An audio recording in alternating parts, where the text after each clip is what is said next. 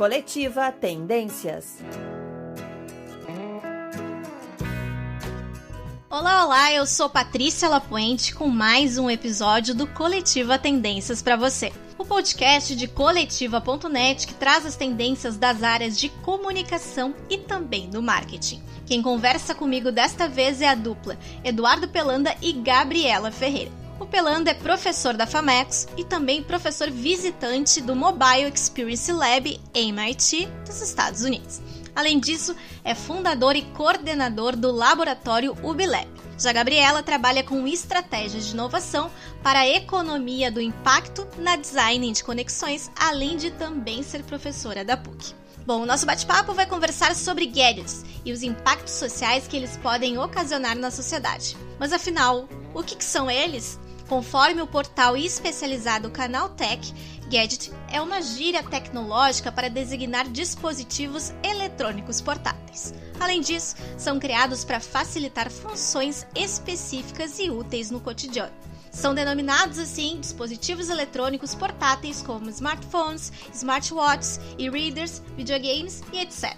Então, a grande característica deles é a portabilidade e a praticidade durante o dia a dia. Bom, mas antes da gente começar, é sempre bom lembrar que nosso programa tem o apoio do Grupo Maven, sua fonte de conteúdo digital e privacidade de dados. Já a edição e pós-produção é da Padrinho Conteúdo, enquanto toda a produção de Coletiva.net. Bom, chega de introdução, então é hora da gente chamar os nossos convidados. Gabriela, Pelanda, sejam bem-vindos ao Coletiva Tendências. Obrigada, um prazer estar conversando aí contigo e com o querido Pelanda sobre assuntos aí de inovação e tecnologia. Obrigada, Patrícia, e igualmente também, Gabriela, prazer estar com vocês duas. Ótimo, então. Bom, antes da gente começar, eu vou pedir para vocês se apresentarem um pouquinho, falarem brevemente sobre as suas trajetórias para o público conhecer melhor. Bom, eu trabalho com inovação, comecei aí a trajetória na inovação como pesquisadora, além de professora, e como pesquisadora da inovação, fui me orientando também para estudo de tendências, e do estudo de tendências surgiu essa visão, né, da economia do impacto, que é algo que eu acredito que vai ser o mundo do futuro. E também como eu tenho feito, né, como é que eu tenho desempenhado essa minha atividade, além da atuação como professora, que acredito o conhecimento é a grande chave aí para a gente evoluir, né, no mundo e nos negócios, também como gestora de ecossistemas de inovação, inclusive na PUC, e hoje eu trabalho com conectar, né, várias pessoas, vários recursos, justamente para constituir aí ecossistemas que sejam capazes de inovar, e sempre com esse olhar da economia do impacto. Bom, e eu sou Eduardo Pelanda, então, como já falaste, eu sou professor da PUC, pesquisador do programa de pós-graduação em comunicação, da Escola de Comunicação, Artes e Design, FAMECOS, da PUC, né, e estudo desde o final da década de 90, por aí, sou um pioneiro da internet, trabalhei em vários lugares, na RBS, enfim, e comecei a minha vida de pesquisador no final da década de 90, com mestrado, depois doutorado, e sempre me interessei muito por essa questão de gadgets, assim, acho que a questão de entender como é que eles estão influenciando na nossa vida, como é que a gente muda o nosso comportamento, como é que a gente altera uma porção de questões, assim. Fiz minha tese de doutorado sobre questão de smartphone, da internet móvel, antes de ela ser moda, antes do iPhone, antes de Android e tudo mais, e queria entender como é que a gente se transforma pessoalmente, assim. Nossa área de comunicação na pesquisa, a gente está numa área que é uma borda entre a questão mais prática, mais aplicada do mercado e mais conceitual de comportamentos e tudo mais, né? E no nosso laboratório, no UbiLab, lá no Tecnopuc, a gente pesquisa diretamente com empresas do parque e fora do parque também, sobre essas questões de como entender e como as pessoas se relacionam com tecnologias e principalmente tecnologias móveis, wearables e internet das coisas, essa internet toda que nos circunda, por isso do UBI, de ubiquidade da comunicação, né? Esse eu acho que é um assunto que cada vez mais está na nossa pauta, porque principalmente em 2020 a gente está todo mundo conectado nas nossas bolhas aqui, através dessas conexões, através desse ambiente. Tá certo, então. Obrigada pela introdução de vocês. Bom, para a gente começar, eu quero perguntar ao Pelanda. Concordas com o nosso texto de introdução que remete aos gadgets à função de facilitar a vida humana? Sim, concordo, mas como nada é super simples, né? A gente facilita por um lado e talvez atrapalhe por outro, né? Eu acho que essa é a complexidade do momento e complexidade de qualquer tecnologia, na realidade, né? A gente pensa a tecnologia, a técnica de maneira mais ampla, a técnica em si é neutra, né? As pessoas que fazem um uso dela para o bem e para o mal, né? Tipo, as armas, elas podem servir tanto para caçar e para alimentar uma família, quanto para matar outras pessoas também, né? O uso que a gente faz de uma tecnologia da arma, por exemplo, é as pessoas que decidem, né? E aí isso influencia, por exemplo, em todas as tecnologias, desde a tecnologia da escrita até tecnologias digitais que a gente está usando agora, né? A gente pode usar essa tecnologia das redes móveis e das redes de maneira geral para ajudar, por exemplo, nessa super rede e super movimento para descobrir uma vacina para a gente neste momento, e pode usar também para vários tipos de desinformações, fake news e tudo mais, né? Então, a gente tem uma facilidade por um lado, mas tem também várias outras questões que estão intrínsecas ao uso humano, né? Como os humanos evoluem e involuem ao mesmo tempo, né? Tá certo, então. Bom, e uma sociedade cada vez mais orientada por dados, métricas e algoritmos é confiado aos desenvolvedores dessas ferramentas o que acontece na vida das pessoas. Gabi, qual é o impacto disso na sociedade? Bom, o impacto é grande, né? Mas ele naturalmente depende na medida em que essas tecnologias estão acessíveis, né? Porque a gente fala de cada vez mais a gente está conectado e nesse momento é claro que a gente está hiperconectado, mas a gente não é só nesse momento e não é só por causa da pandemia, né? As tendências já apontavam e os dados já mostravam a realidade, que é de uma conectividade cada vez mais crescente, né, e acelerada. A gente está sempre com muitas telas, né, conectado a muita informação, então isso impacta a maneira como a gente faz as coisas e também as coisas que a gente faz. Só que, de novo, na medida em que a gente tem essas tecnologias acessíveis e a internet, por exemplo, acessível, a gente sabe hoje que 57% dos brasileiros acessam a internet apenas pelo celular. Não é tudo que eu posso fazer pelo smartphone, né? Então, tem algumas coisas que as pessoas ficam sem condições de fazer.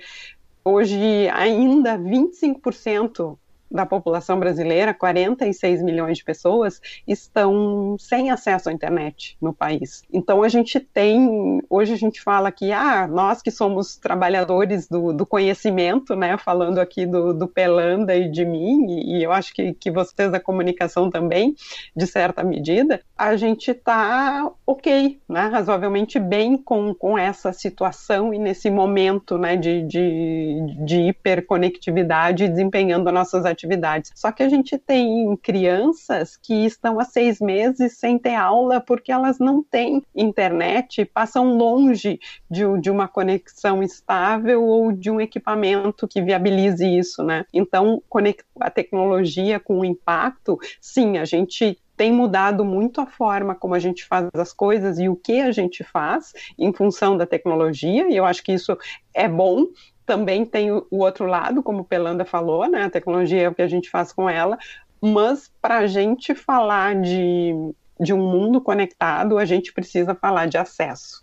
Bom, falando então em acesso, em tudo que tu disseste em relação às dificuldades, eu quero te questionar então em relação a isso. Tem mais alguma dificuldade para esses gadgets serem aplicados massivamente, por exemplo? Bom, a gente tem uma questão que é de acesso do ponto de vista de usabilidade. Certamente o Pelanda vai poder falar melhor do que eu, muito melhor do que eu sobre isso, né? Existem as gerações mais antigas, né? Os sêniors aí que não são, e não só os sêniors, mas todos os que não somos nativos digitais temos muito mais dificuldade do que os nativos digitais. Então a gente precisa que tanto os equipamentos, os gadgets, quanto os softwares, né, o que faz eles rodarem, sejam amigáveis, e também uma questão de acesso do ponto de vista econômico, né, possibilidades econômicas para acessar esses equipamentos. Então, na medida em que eu conseguir desenvolver equipamentos acessíveis, e aí eu não estou falando só de idade, eu estou falando de deficientes visuais, de deficientes auditivos, e também acessíveis do ponto de vista econômico, eu vou conseguir tornar isso mais massivo, né? Esse uso mais massivo. Mas eu preciso pensar no acesso, tanto econômico quanto de inclusão. Tá certo, então. Bom, atualmente a rotina contemporânea requer agilidade e praticidade. Pelanda, os gadgets podem fornecer atalhos e soluções rápidas que se adaptam a isso? Sem dúvida, eu acho que, emendando um pouco o que a Gabriela estava comentando, né, a gente vê que a gente teve uma década, essa última década, desde 2007, com a invenção, com a introdução do iPhone, 2008 com o Android, quer dizer, entre 2007 e 2008 para cá, até 2017, 2018, essa década foi absurdamente densa, né? A gente tinha metade da população da Terra sem ter dado um telefonema antes disso, né, no começo do ano 2000, e agora a gente tem mais da metade da população da Terra com um telefone no bolso. Quer dizer, foi muito rápido, e aí a gente tem impactos diferentes em gerações diferentes também, né? E a gente tem umas facilidades enormes, quer dizer, a gente pensar que a gente pode hoje ter já os nossos documentos todos digitalizados. No Brasil a gente pode ter nossa carteira de motorista, a gente pode ter o documento do carro, a gente pode ter a nossa forma de pagamento já, quer dizer, a gente não precisa levar uma carteira física, a gente pode levar só o celular. A gente está, ao mesmo tempo, mais dependente, mas, ao mesmo tempo, mais livre de outras coisas, né? Com mais possibilidades de redundâncias, de pagamentos e outras possibilidades que a gente tem no dia a dia. Quer dizer, esse smartphone, principalmente, eu acho que é o símbolo dessa geração, dessa questão dos gadgets. Talvez o smartphone seja o principal dos gadgets, o principal produto desse nosso século até agora, e ele acaba sendo o grande controle remoto da nossa vida, né? Acho que esse está mais conectado com a tua pergunta, né? Ele é o nosso grande controle remoto da nossa vida. A gente tem todos os documentos, meios de pagamentos, nossas informações de banco, nossas informações pessoais, nossas redes de conexões, nosso trabalho, nossa rede de amizade, está tudo dentro deste aparelho, né? Que simboliza todo esse momento. Então, realmente a gente está vivendo um outro patamar, um outro momento, e foi absurdamente rápida essa transição, né? É verdade. Bom, Gabi, muitas inovações e novidades impactam na forma como as pessoas se comunicam e se comportam como sociedade. Esse é o caso dessas ferramentas que a gente está citando agora, já consolidados no dia a dia das pessoas, a exemplo, como o Pelanda falou, dos smartphones? Com certeza, né? A gente tem hoje, imagine, é só pensar em ficar algumas horas sem o smartphone, né? Eu fico pensando, e me aconteceu já uma vez, que o smartphone, né, morreu, apagou, e a gente tem tudo ali. A gente tem a agenda, a gente tem alguns arquivos, a gente tem as redes sociais, que é por onde a gente se comunica, a gente vive, né, o bloco de notas, a gente vive com esse smartphone, esse gadget na mão, porque a gente acaba colocando ali, né? Então é tudo muito fácil. Hoje a gente estuda pelo smartphone, a gente trabalha pelo smartphone, existem áreas todas, né, da comunicação, inclusive, que trabalham somente com smartphones, porque geram conteúdo para smartphones e desenvolvem isso, não usam nem equipamentos maiores. Então o mundo está caminhando para a gente. Outro dia eu li a história de uma escritora que escreveu todo um livro num smartphone. Então a gente pode viver quase que só com o smartphone. E existem coisas curiosas também que a gente faz, né? Um dos aplicativos do tipo, né, da categoria de aplicativo que mais cresce, e isso já era assim antes da pandemia, são os aplicativos de bem-estar e meditação. E é quase que um paradoxo, né? Porque a gente, para se desconectar, que é a proposta da meditação, a gente usar um aplicativo. Mas não é, né? Parece um paradoxo, mas não é, porque eu uso isso naquele momento para realmente ter um fluxo, um processo que me permita me desconectar de uma outra forma, né? Então, a gente faz tudo, e isso realmente tá movimentando. Não é à toa que o Facebook não sossegou enquanto não comprou o Instagram, e está querendo melhorar suas funcionalidades, e tudo que é rede social que roda melhor no smartphone está voltando para a questão comercial. Hoje, em pouco tempo, o Instagram vai ser uma plataforma comercial importante, já é hoje. Existem negócios, e mais agora nesse momento, né, negócios da pandemia, que rodam com base no Instagram, por exemplo. Então, rodam com base no smartphone, e as pessoas estão comprando com o smartphone. Então, realmente, ele condiciona muito, não só da nossa vida e das nossas atividades, né, pessoalmente, como também dos negócios, né? A atividade econômica está cada vez mais associada a esses gadgets. Então, hoje a gente precisa pensar, tudo que a gente precisa pensar em divulgar, em novo negócio, uma nova plataforma, ela tem que rodar no smartphone. Tá certo, então. Bom, Pelanda, como é que tu analisas as pessoas que possuem gadgets na rotina delas e aquelas que não se renderam a essa ferramenta? Quais são as principais diferenças? Pois é complexa essa questão. A Gabriela estava falando também desse público, talvez 60, a gente chama tecnicamente 60 plus, né? Mas hoje 60 é um guri, né? É uma pessoa jovem ainda, mas tecnicamente seria o público 60 plus, assim, né? Tem uma orientanda minha que acabou de defender agora no começo do ano um doutorado sobre essa questão de interfaces para essas pessoas, né? Que não são tão assim familiarizadas, não tão nativamente digitais. A gente tem vários gaps, como a gente estava falando, essa revolução foi muito rápida, então a gente tem vários gaps diferentes de gerações que utilizam e que conseguem estar mais acopladas a essas tecnologias e outras menos, né? Mas, de qualquer forma, a gente está vendo que, assim como as guerras foram fundamentais para algumas tecnologias se expandirem, tipo o radar na Segunda Guerra Mundial, a gente tem também nessa pandemia algumas expansões bem grandes, né? Essa questão de pessoas que tinham vários tipos de resistência ao uso de algumas questões, tipo comércio eletrônico, passaram a comprar, né? Então, mesmo pessoas 60 plus passaram a comprar no comércio eletrônico, passaram a colocar seu cartão de crédito ali para poder fazer compras online. Várias resistências são quebradas. A gente vê cada vez menos pessoas com resistência de uso desses smartphones e tudo mais, né? Mas, claro, que também tem essa outra questão que a Gabriela estava comentando, que à medida que a gente começa a ter mais pessoas usando e a gente começa a usar mais isso no dia a dia, acaba tendo também uma superexposição, e por isso talvez essa questão que ela comentou, os aplicativos de relaxamento e tudo mais, e de meditação, terem um uso grande agora, porque parece que a gente tendo esses gadgets e usando cada vez mais, parece que o tempo acelera, a gente consegue fazer coisas mais rápidas, a gente consegue fazer mais coisas com menos tempo, né?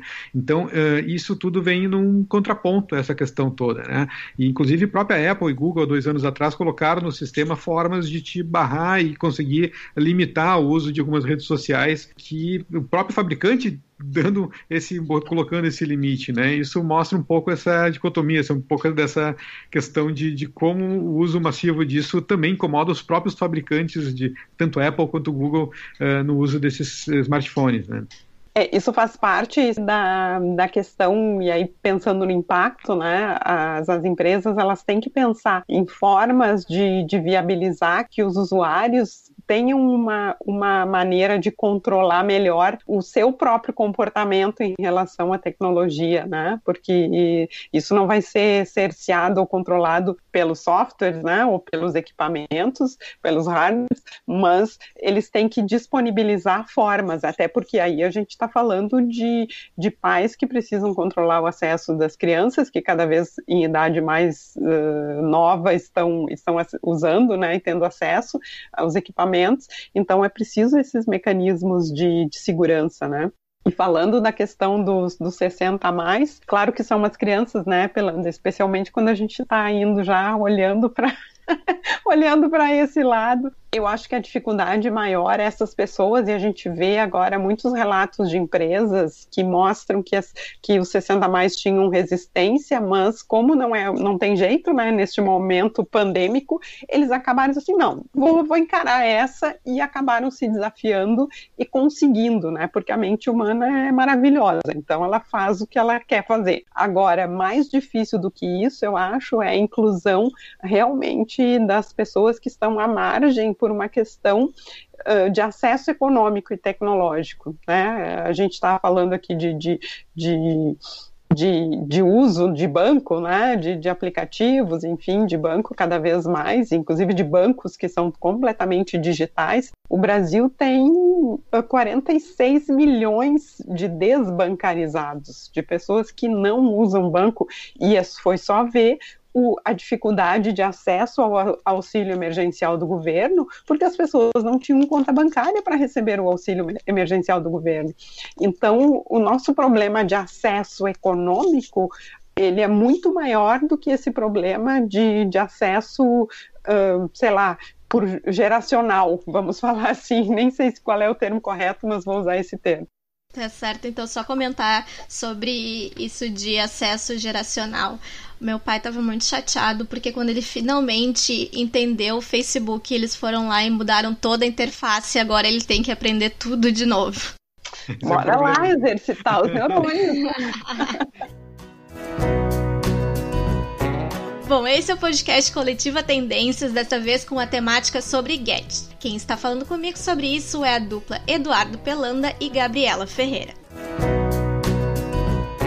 Voltando ao nosso tema, os wearables, conhecidos como dispositivos vestíveis, movimentaram em 2018 19 bilhões de dólares, com um total de 275 milhões de unidades vendidas no mundo inteiro. A consultoria de investimentos Gartner Group estima que já em 2022 esse mercado global irá valer 84 bilhões de dólares. Somente no primeiro semestre de 2019, o setor ampliou 51,6% das vendas no Brasil em comparação ao ano anterior. Esses dados são da consultoria IDC Brasil. Mas afinal, o que são esses dispositivos vestíveis, Pelanda? Pode citar algum exemplo deles? Claro, vamos lá. Eu acho interessante essa questão do wearable, e eu estudo wearable especificamente desde 2013, 2014, quando surgiu o Google Glass. Acho que muita gente comentou sobre o Google Glass, talvez tenha sido os primeiros wearables que as pessoas começaram a realmente falar, né? Aquele óculos do Google que foi lançado só para alguns beta-testers, e eu tive a oportunidade de ser um dos primeiros, e depois eles acabaram deixando, hoje continua sendo vendido, mas só para empresas, em mercados bem verticais, assim, para chão de fábrica, para hospitais, enfim, virou um produto bem de nicho, assim, né? Então, wearables são todos os computadores que a gente veste, computadores vestíveis, computadores que de alguma maneira estão conectados no nosso corpo, né? E com isso a gente tem essa possibilidade de ter dados, por exemplo, do próprio corpo, assim, né? E eu costumo dizer, essa questão dessa internet ubíqua que a gente tem, né? A gente tem os smartphones e tablets e tudo mais, que são internet que estão com a gente, os wearables que são internet na gente, e a internet das coisas, que é a internet em volta da gente, né? Então, com a gente, na gente e em volta da gente, a gente tem esse contexto de internet ubíqua, né? De rede ubíqua que está qualquer lugar que a gente olhe, que respire, tem uma internet em volta da gente de alguma maneira, né?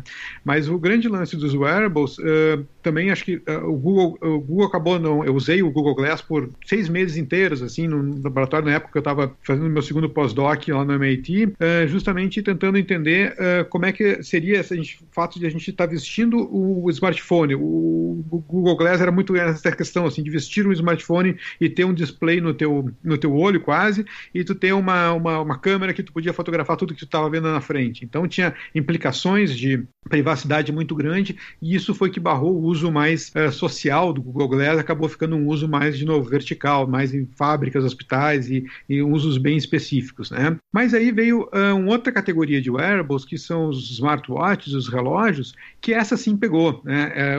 começou também com o Google, depois veio com uma outra empresa, uma startup que começou também, a Pebble, que depois foi comprada por uma outra grande empresa chamada Fitbit, que também hoje domina os mercados de pulseiras para saúde, para ginástica e tudo mais. E o grande wearable hoje é o Apple Watch, que é o wearable que mais vende no momento, né?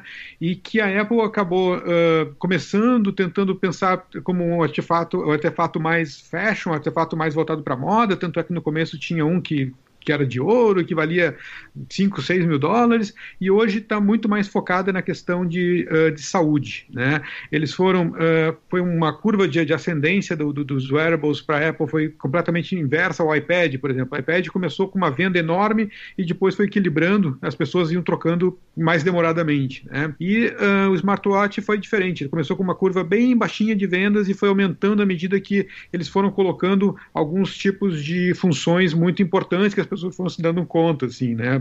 Por exemplo, você estava usando o exemplo do meu pai, né? O meu pai, por exemplo, comprou um Apple Watch no momento em que teve um botão de pânico, um botão que ligava para os contatos principais e podia chamar inclusive SAMU se estivesse sentindo mal, alguma coisa assim do gênero, né? Hoje ele mede, por exemplo, se uma pessoa levou um tombo e não responde, pode chamar automaticamente também o sistema de emergência, se tem um acidente, alguma coisa assim do gênero, e mede o batimento cardíaco, se tem alguma variação do batimento cardíaco, ele pode avisar, inclusive já teve vários relatos de vidas que foram salvas através desse gadget. Então a Apple foi fazendo com que ele se tornasse realmente indispensável, que ele conseguiu fazer com que tivesse um dispositivo que salva vidas, né?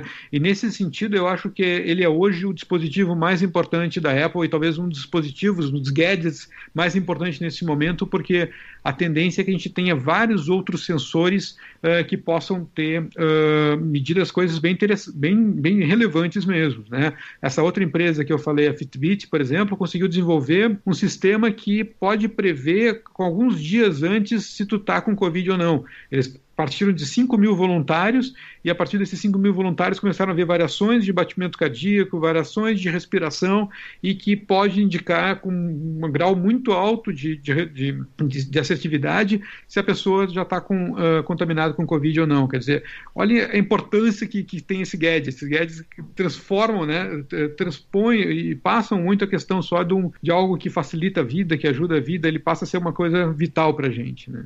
Tri, muito bom. Bom, eu já ia então, vou adiantar a pergunta que ia ser mais adiante. Para quem está escutando então esse podcast, estamos em setembro de 2020, em plena pandemia da Covid-19.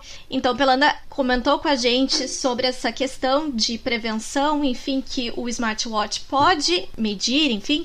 E chegaram a surgir outras ferramentas em função da contenção do novo coronavírus, prevenção, ou para o próprio controle do isolamento social? Sim, Apple e Google hoje, eles, infelizmente são só as duas, né?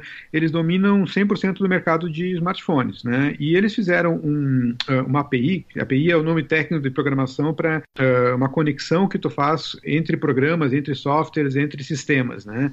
E eles fizeram uma API, está embutida dentro do iOS, do iPhone e do Android, que tu pode detectar, e aí vários governos podem usar essas APIs nos seus softwares de detecção e controle da Covid, se tu estava anonimamente se tu estava perto de alguma pessoa que teve Covid ou não. E aí te avisa, olha, tu teve muito perto durante X minutos com uma pessoa que pegou Covid, então faça o teste, se isole e tome mais cuidados, né?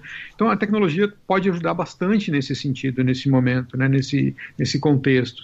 E o smartwatch ajudando a questão de, principalmente está surgindo novos agora com o oxímetro, que é um sensor que mede também a questão da quantidade de oxigênio, que pode ajudar muito nesse entendimento de como é que está a tua saúde de maneira geral, né? Enfim, cada vez mais eles têm sensores diferentes. Semana que vem vai ter o lançamento de uma nova geração de Apple Watch, que deve trazer mais sensores ainda. A gente tem um conjunto de sensores, um conjunto de questões que coletam cada vez mais dados super íntimos da pessoa e que podem ajudar num estudo anônimo, coletivo, a descobrir várias questões, várias doenças. Inclusive está revolucionando a forma como se descobre vários tipos de pesquisas em saúde, né? Justamente porque muita gente pode gerar esses dados durante muito tempo.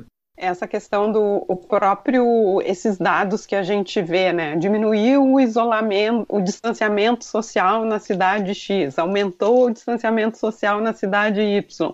Isso tudo são dados obtidos com essas ferramentas, né? Com essas APIs que são, por meio dos nossos smartphones, os dados são coletados. E a gente tem muitas outras coisas, porque a tecnologia existe, né, Pelanda? A gente cabe, enfim, estruturar e organizar para que a gente possa usá-la, né, em favor nesse caso da saúde, mas os controles, essa questão do oxímetro de ser colocado nos gadgets, medição de temperatura, também tem uma série de coisas que antes eram como é que se diz, me fugiu a palavra agora, mas exclusividade, né, vamos usar essa palavra, não era bem essa, mas enfim, era uma exclusividade da área médica e dos profissionais da saúde para controlarem a nossa saúde, e cada vez mais as pessoas, né, os indivíduos estão se empoderando do próprio controle da sua saúde, e isso está sendo possibilitado por meio desses gadgets, né? Então, que também era uma tendência que já vinha sendo apontada, ou seja, das pessoas, dos indivíduos passarem a se responsabilizar mais pela sua saúde, né? Tendo acesso às informações de saúde, serem mais responsáveis pelos seus processos de saúde, né? E tendo uma interação aí diferenciada com os profissionais da saúde, né? Deixando para que, bom, eu vou procurar um profissional da saúde quando eu tiver realmente um caso grave necessário para isso, né? Falando em relação a isso, Gabi, pode-se inferir que este cenário, por exemplo, de calamidade mundial, propicia o desenvolvimento desse tipo de ferramenta? Sem dúvida, né? A gente está... E eu escrevi sobre isso, né? O catalisador de tendências. Eu não falei que eu era articulista também da Zero Hora? Na apresentação eu escrevi um dos artigos do primeiros da pandemia, foi isso, né? O catalisador de tendência, porque tudo isso que a gente está vivendo já estava sendo apontado, e agora essa crise sanitária que a gente está vivendo deu um empurrão, né? Não é um empurrãozinho, é um baita empurrão, para que todas essas coisas sejam desenvolvidas. Então a gente está num mundo onde está todo mundo usando conhecimento para transformar em tecnologia, para transformar em soluções, seja para uma vacina e para medicamentos que evitem e curem a doença, seja para tecnologias e soluções que ajudem, né, a nossa vida a funcionar bem nisso que vou usar o jargão, né, do momento, que é o novo normal, porque a gente vai voltar da pandemia ou sair da pandemia, né, com ou sem vacina, enfim, aí de uma forma gradual, mas a gente nunca vai voltar para o mundo que existia pré-pandemia, né? Tem gente na negação querendo voltar para 2019, só que assim, 2021 não vai ser 2019, 2021 vai ser 2021. E eu acho que positivamente, né? Com muitas acelerações vistas no sentido de tecnologia e conhecimento a serviço da vida humana. Bom, voltando lá para os wearables, o termo devices vestíveis se refere a uma nova abordagem da comunicação, redefinindo a interação humano-máquina, na qual as gadgets estão diretamente conectados aos usuários em termos gerais, e os usuários estariam vestindo os gadgets. Como é que tu analisas esse panorama no qual acessórios agora são bem mais do que adereços, Gabi? Bom, isso eu acho que também é uma coisa que, digamos, é uma certa tendência, né? Se a gente pensar que cada vez mais a gente caminha para reduzir o que é supérfluo e ficar com aquilo que realmente faz sentido e que tem um caráter utilitário importante, isso está totalmente alinhado, né? Então, eu vou usar um adereço quando ele tenha um propósito, né? E o propósito pode ser, ele pode ser um adereço que revele a arte, por exemplo, de alguém, mas ele pode ser um adereço utilitário também. Então, cada vez mais, tudo que a gente usa, tudo que a gente compra, na verdade, cada escolha que a gente faz como consumidor, a gente movimenta uma determinada cadeia de produção, né? Uma determinada área econômica. E cada vez mais as pessoas estão fazendo isso de forma consciente. E então, todos esses gadgets que têm sentido, né, seja para melhorar a saúde, seja para facilitar a nossa vida profissional ou pessoal, eles são muito bem-vindos. Então, acho que é realmente um crescente dessa adoção em função do sentido e da utilidade que eles têm. Agora eu quero saber dos dois. Quais são esses gadgets favoritos de vocês? O que vocês mais usam no dia a dia? Eu vou começar porque eu vou dizer. Eu vou começar porque eu vou ser bem rápida e vou deixar todo o tempo para o Pelanda, tá? Claro, fica à vontade. Eu vou ser bem rápida. Eu uso quando eu vi o Pelanda com aquele Google Glass, nossa, me dava um nervoso, que eu ficava imaginando, eu nunca vou conseguir andar com isso, mas, né, a pessoa tecnológica é outra coisa. E aí as pessoas dizem, mas tu trabalha com inovação? Eu digo, sim, inovação é uma coisa, né, mas ser quase um ciborgue não é para todo mundo, né. Enfim, eu uso o meu smartphone e uso agora faz 1 ano que eu uso uma band que conta passos e controla um pouco, acompanha o meu sono e é tudo. É isso que eu uso.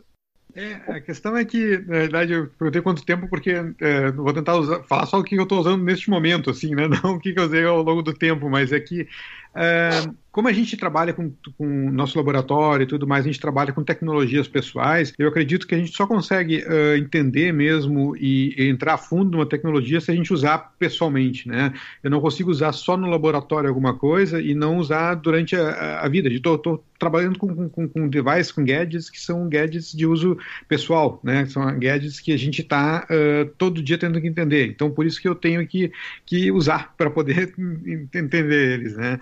E eu acho que os gadgets, eles têm várias dimensões, assim, desde gadgets super pessoais, e uma das classificações que a gente faz no nosso laboratório é essa questão do tamanho das telas, por exemplo, que nos cercam, né? Desde as telas bem pequenas dos smartwatches, telas médias dos smartphones, dos tablets, telas maiores dos computadores e telas grandes das TVs e tudo mais, né? Tem várias telas que nos circundam, e agora tem telas em lugares diferentes, né? Nossos carros são gadgets agora também, né? Eu fui o primeiro comprador, por exemplo, de carro elétrico no Rio Grande do Sul. Essa é uma questão que me interessa, assim, os carros começam a ficar mais limpos, um dos grandes problemas da poluição do mundo, do aquecimento global, são os carros, a queima do petróleo, né? Então, acho que essa é uma bandeira que eu sempre tento entender e há 5 anos já eu estou usando carros elétricos para poder compreender como é que é essa transição, que vai ser muito rápida e vai mudar muito na nossa sociedade. Então, o carro é um gadget também, né? Então, acho que tem várias dimensões dos gadgets que nos circundam e mudam muito a nossa vida. Até, de novo, desde gadgets que tem que traqueiam o nosso corpo e que a gente pode entender nossos números, como é que a gente está dormindo, como é que a gente está nosso coração, como é que está nosso exercício, como é que está nossa respiração, até gadgets que são responsáveis pela nossa comunicação, os computadores, tablets e smartphones, e estão em torno da gente, que são também os smart speakers, né?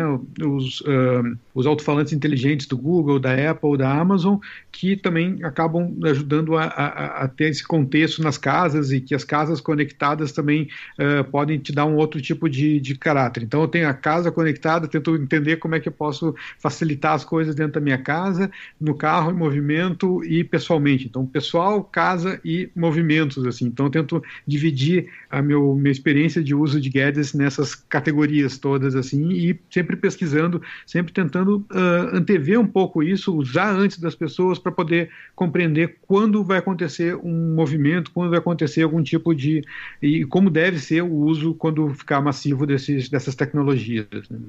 Bom, gente, por fim, eu gostaria de saber, então, o que vocês esperam em relação a essas ferramentas e o impacto delas na sociedade nos próximos anos. Bom, eu espero e acredito, né, que realmente elas vão ser cada vez mais uma ferramenta de transformação e de impacto positivo.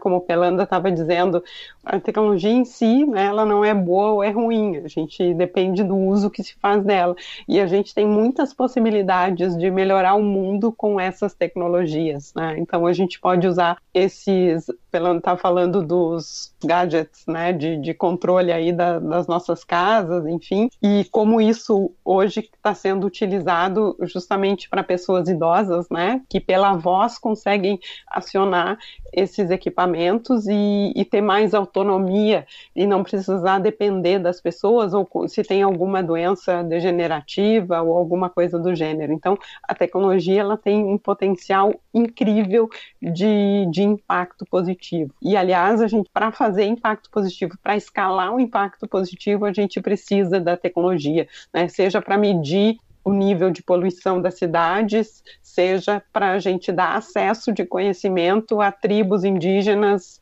lá perdidas no meio da Amazônia, né? Então a tecnologia tem um potencial muito grande. Eu acredito realmente que eu sou uma pessoa otimista, mas acredito realmente que é o que vai acontecer, né? A gente vai ter que aprender como fazer isso e isso tem que ser algo deliberado, né? Obviamente, não vai acontecer por acaso, mas eu acredito que o futuro vai ser muito melhor e ele vai ser da tecnologia, né? A tecnologia como meio, não como fim, mas como um meio de impactar positivamente o mundo. Concordo 100% com a Gabi, acho que é bem nesse sentido, assim, de a gente conseguir entender, assim, como é que vai ser esse impacto e como é que a gente vai reagir a esse impacto, né? Eu também sou um otimista que não tem jeito, eu sempre vou ser um otimista, porque eu acho que, até porque a outra opção também não nos ajuda muito, né? Ser pessimista não leva muita coisa. Ao contrário, né? Atrapalha bastante. Exato. E, na realidade, se a gente pensar, a própria internet, eu acompanhei a internet desde o começo, desde a fase embrionária, antes de ela estar na fase comercial ainda, né?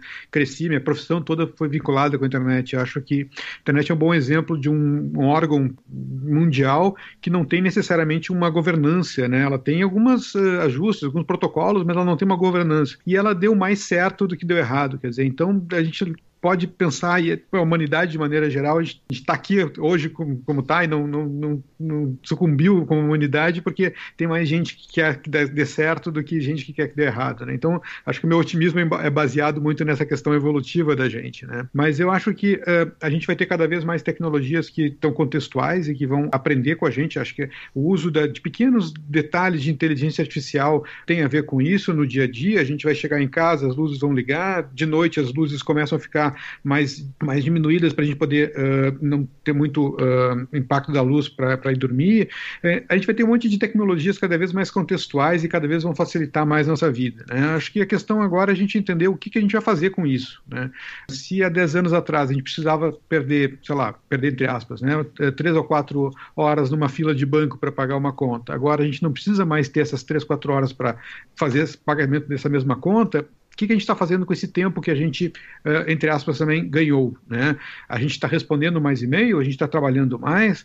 Então, ao mesmo tempo que essa tecnologia, e agora que a gente tem está borrando todo o nosso tempo entre o trabalho e o lazer, a gente pode pensar bastante o quanto essa tecnologia nos prende e quanto a tecnologia nos liberta, né? Então, acho que a gente repensar a nossa questão de o que é nosso tempo de trabalho, o que é nosso tempo de lazer, e poder dividir um pouquinho mais essas questões e poder entender que a tecnologia pode nos ajudar a libertar mais e ter mais tempo para ficar com a família, para fazer hobbies e tudo mais, do que necessariamente trabalhar mais, responder mais e-mails e tudo mais, né? Então, acho que essa questão assim, que fica. A gente vai ter mais facilidade, mas a gente vai ter que entender o que fazer com essa facilidade. Tá certo. Bom, antes da gente encerrar por aqui, eu queria pedir para vocês indicarem um gadget que nossos ouvintes não podem deixar de ir atrás e conferir. Eu sei que a Gabi tá restrita aí ao smartphone e a Smart Band dela, mas vamos lá. Ai, pois é, gente, eu não sei, eu sugiro que o Pelanda... Eu sugiro que vocês perguntem para o Pelanda uma muito boa sugestão. Eu realmente acho que para mim o smartphone, claro, de novo, né, eu não sou uma heavy user de tecnologias, mas experimentem me tirar o smartphone e vocês vão ver uma pessoa doente. Então tem essas duas coisas, né? Talvez o Pelanda divida mais a fixação dele com outros gadgets, e eu acho que para além da questão pessoal, claro que a profissional é fundamental, né, no caso dele, mas eu ainda acho que para mim, assim, como é que eu vou dizer, a facilidade, a flexibilidade do smartphone e o fato da gente ter hoje milhares de aplicativos para qualquer coisa, eu acho realmente sensacional a gente poder sair na rua só com um telefone e estar ali com a vida, né? A gente sobrevive muito bem, simplesmente, entre aspas, simplesmente, né, com o smartphone. Eu sou uma pessoa tecnologia e inovação raiz, né? A gente vai incorporando essas coisas com a gente, assim, né? Eu me lembro quando eu comecei a usar o smartwatch, por exemplo, eu comecei a achar que ele ficava dando muita notificação e tudo mais, mas ao mesmo tempo que eu comecei a ver que eu não precisava pegar tanto o smartphone, podia responder rapidamente algum tipo de mensagem pelo smartwatch, eu acho que começou a mudar a perspectiva, né? Mas eu acho que os smartwatches e as smartbands são uma tecnologia que quem não testou ainda deve testar, porque muda todo o teu conhecimento, assim, do teu corpo, assim, né, esses aplicativos que te monitoram o sono, por exemplo, né, que tu pode entender pelo sono se o teu dia foi estressado, se tu está fazendo pouca ginástica, o sono é fundamental até para a questão de a gente ter mais defesas do organismo também, né, então eu acho que começa a ser vital, principalmente eu acho que o Apple Watch está muito na frente dos outros, assim, né? Essa questão de fazer um tracking mais amplo da tua saúde, assim, né? Eu acho que se tu entendendo o teu corpo melhor, tendo dados do teu corpo, compreendendo melhor como é que tu reage, eu acho que é uma questão interessante. Então, no nível bem pessoal, eu aconselho a fazer isso. No nível maior, eu aconselho as pessoas a poderem testar um carro elétrico. Façam um test drive de um carro elétrico. Quem pode comprar um carro elétrico, compre, porque vai estar ajudando muito a natureza, assim. Eu gosto de pensar, assim, quando eu estou passando na orla do Guaíba, alguma coisa assim, as pessoas caminhando, correndo, andando de bicicleta, e eu estou passando e não estou poluindo nada, não estou colocando nenhum tipo de gás carbônico na respiração delas, eu me sinto muito bem com isso. Então, quem pode fazer isso, quem pode ajudar essa transição do carro carbono, combustão e queima de petróleo para um carro elétrico, faça isso. E quem quiser testar, teste, peça para fazer um test drive nas principais montadoras que estão fazendo isso, e faça, porque eu acho que essa vai ser uma revolução muito importante da gente. É um gadget muito importante que vai mudar a nossa qualidade de ar, qualidade de tudo, né? E vai diminuir nossa dependência do petróleo também. Coisa boa. Bom, vou confessar então o meu último gadget adquirido, que tem facilitado e muito a minha vida, que é um e-reader, que é o da Amazon Kindle, que apesar de eu ser uma baita fã de livros impressos, eu acabei me rendendo por curiosidade, e agora eu não vivo mais sem, aumentou assim mais de 50% a minha leitura do ano. Mas vamos encerrando então mais um Coletiva Tendências. Muito obrigada pela participação de vocês. Valeu, eu agradeço. Obrigada, Patrícia, pelo convite, a coletiva também, e foi um prazer estar contigo e estar com o Pelanda aqui falando sobre esse tema, que tenho certeza que ainda falaremos muito sobre isso, né, porque a gente tem muito a melhorar nesse mundo. Sem dúvida, valeu, Gabi. Bom, gente, estes então foram Eduardo Pelanda e Gabriela Ferreira falando sobre gadgets e os impactos deles na nossa sociedade. Lembrando sempre que este podcast é produzido por Coletiva.net, com a edição da Padrim Conteúdo e com o apoio do Grupo Mave. Não se esqueçam de acessar nossas redes, estamos no Instagram e Facebook pelo @Revista Tendências, e para quem desejar saber mais sobre o portal, pode acessá-lo em www.coletiva.net. Até mais, tchau, tchau!